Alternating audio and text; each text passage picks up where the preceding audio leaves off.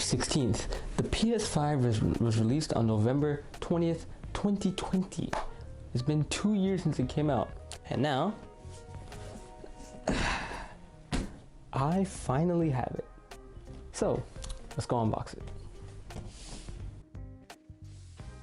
So here's the unboxing of the PS5. We have the little authenticity sticker from PlayStation. And yes, I'm using my keys to open the seal because I didn't have anything else on hand at the time. So let's get that seal. We're gonna have to cut the sticker to get in. And now that we're in, we're gonna open the flap, and I'm gonna put it onto the side soon.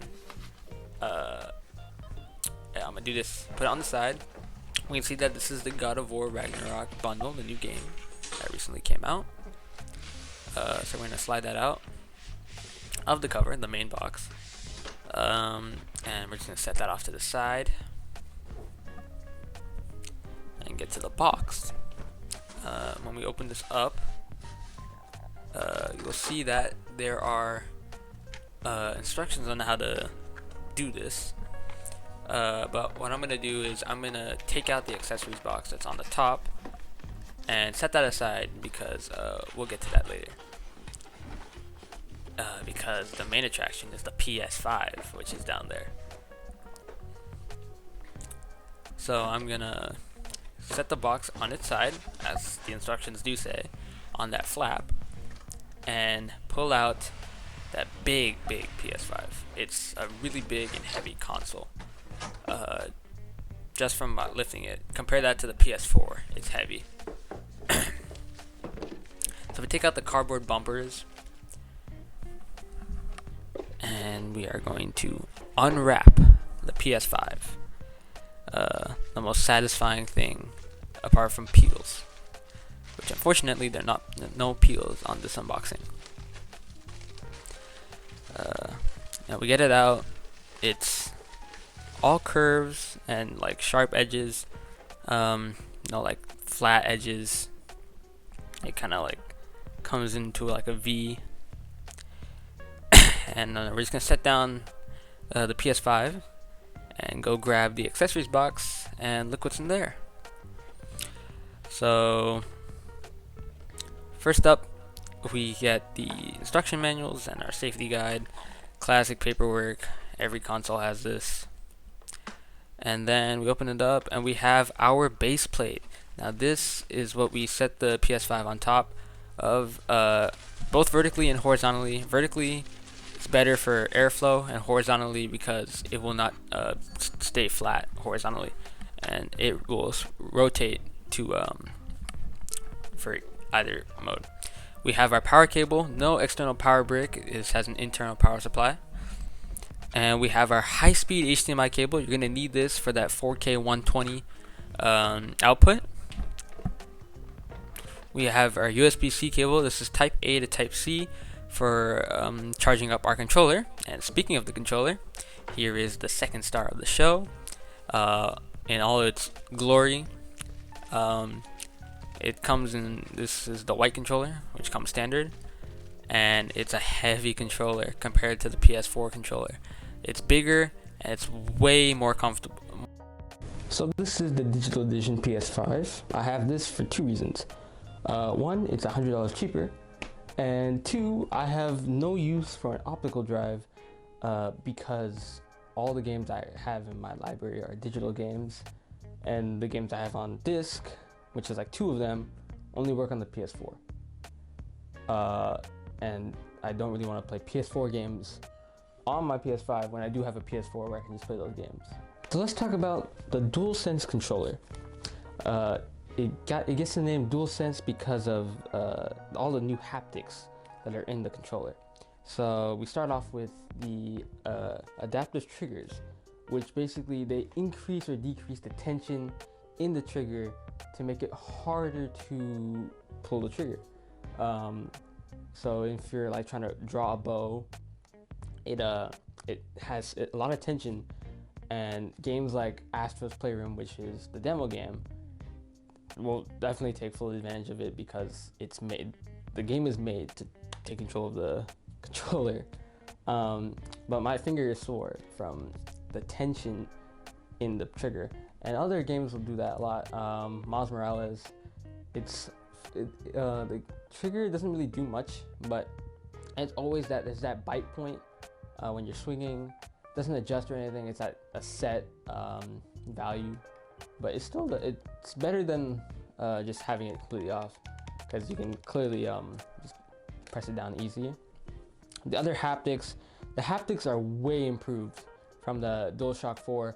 It's feeling good.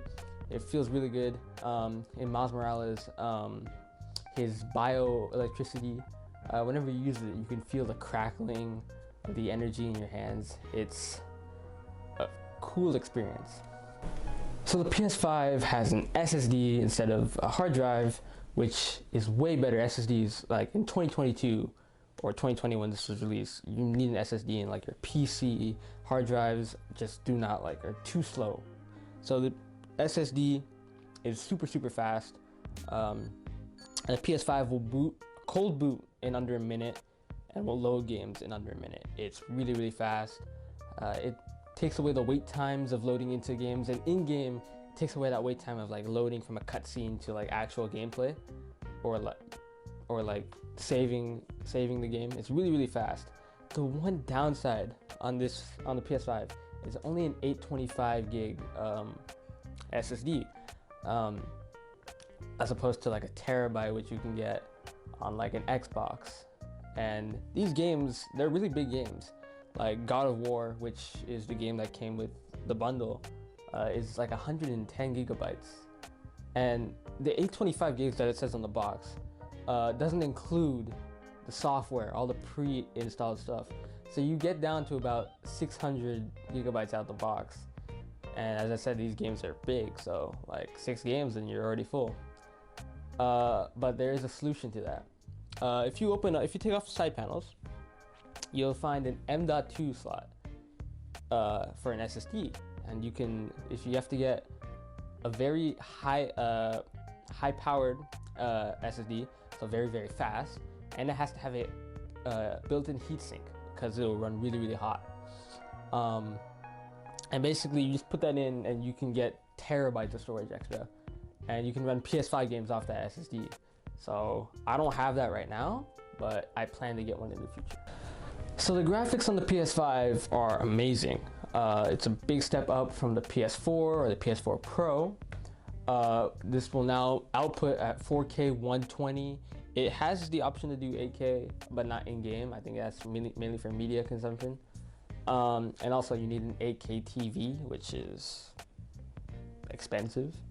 But yeah, the ray tracing that this can do, it makes any world feel bigger, because you're seeing real reflections, you're seeing what's actually behind you, instead of, in some games they just put black on like a window so you can't really see anything, or they mainly just put nothing there, or they'll put the same reflection for each window, and you can't really see the character through at the window.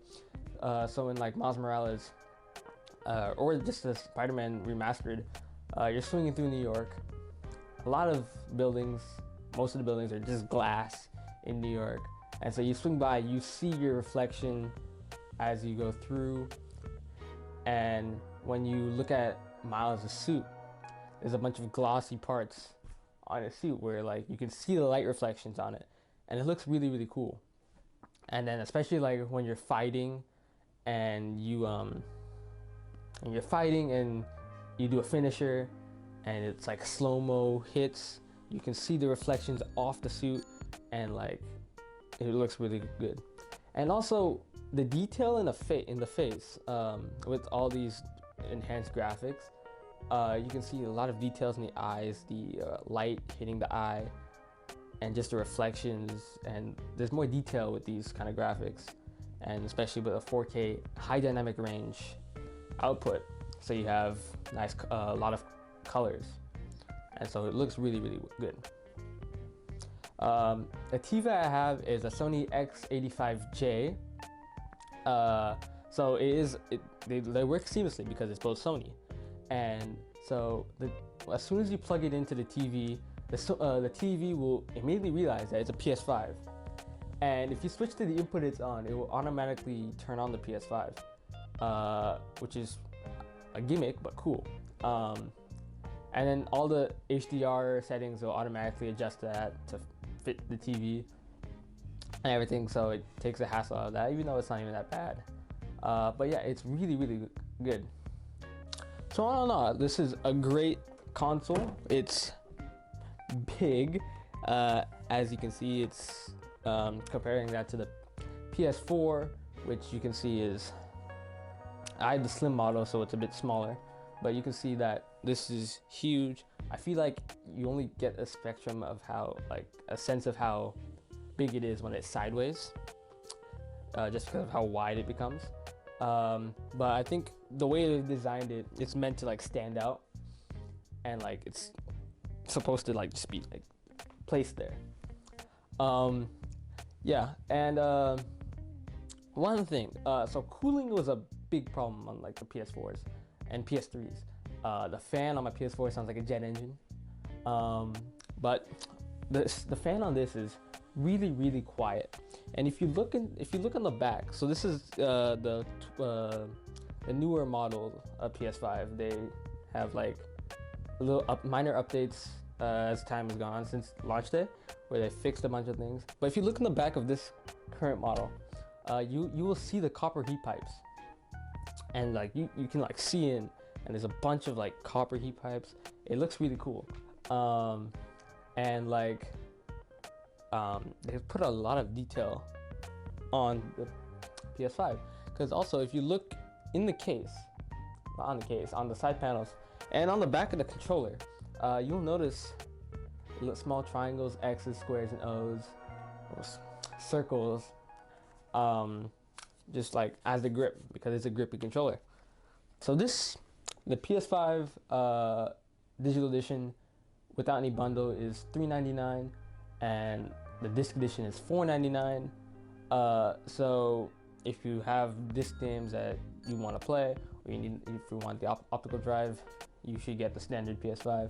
Or if you, like me, and you have all digital games and have no need for an optical drive, get the digital edition to save yourself $100.